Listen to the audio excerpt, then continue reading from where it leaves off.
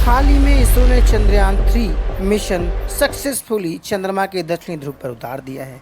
इसके बाद वहां पे लैंडर और रोवर बखूबी काम कर रहे हैं और इसरो को लगातार डेटा भेज रहे हैं। इसके बाद एक नए तरह का क्वेश्चन सभी के दिमाग में आता होगा कि जब यह मिशन कंप्लीट हो जाएगा तो इस लैंडर और रोवर का क्या होगा। तो चलिए जानते हैं कि अभी तक दुनिया भर की जो तमाम स्पेस एजेंसियां हैं उसने अलग अलग ग्रहों पर कुछ लैंडर और रोवर भेजे हैं, और जब वह मिशन अकम्प्लिश यानी कंप्लीट हो जाते हैं तो लैंडर और रोवर का आखिर होता क्या है, यानी वह कहाँ गायब हो जाते हैं कि जो वह डेटा भेजना बंद कर देते हैं। दोस्तों, आप देख रहे हैं एन वर्ल्ड न्यूज़। कृपया हमारे चैनल को सब्सक्राइब जरूर करें। तो चलिए शुरू करते हैं और जानते हैं कि आखिर जब अंतरिक्ष मिशन पूरा हो जाता है तो उसके बाद वहां पर जो भेजे गए लैंडर और रोवर का क्या होता है। इसरो का चंद्रयान-3 ने 23 अगस्त को चांद के दक्षिणी ध्रुव पर लैंड किया और उसके बाद से प्रज्ञान रोवर और विक्रम लैंडर लगातार 14 दिनों तक डेटा भेज रहा है। वहीं 4 सितंबर 2023 को स्लीप मोड में यह लैंडर और रोवर चले गए हैं, यानी लैंडर विक्रम और रोवर प्रज्ञान ने 14 दिन की लंबी नींद में जाने से पहले कई तरह के डेटा भारत के इसरो को भेजा है, यानी इस दौरान जुटाए गए आंकड़े धरती पर भेजे गए हैं और अब पेलोड को बंद कर दिया गया है, लेकिन लैंडर का रिसीवर ऑन रखा गया है।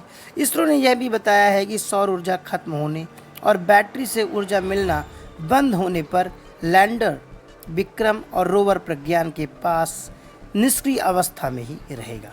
अगर सब कुछ ठीक रहा तो 22 सितंबर यानी को फिर से यह लैंडर और विक्रम रोवर एक्टिव हो जाएंगे और इसके बाद फिर से मिशन स्टार्ट हो जाएगा। लेकिन यह एक बहुत बड़ा क्वेश्चन है कि जब यह पूरा मिशन पूरा हो जाएगा तो रोवर और लैंडर का क्या होगा।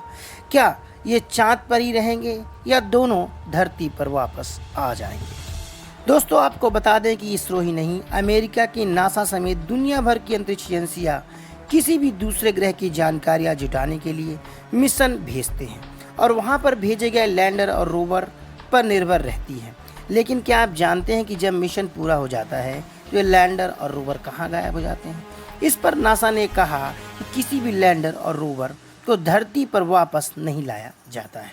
ज़्यादातर मिशन पूरा होने के बाद लैंडर और रोवर धरती से संपर्क तोड़ देते हैं और यह दोनों ही अभियान को लक्षित उसी ग्रह पर पड़े रहते हैं।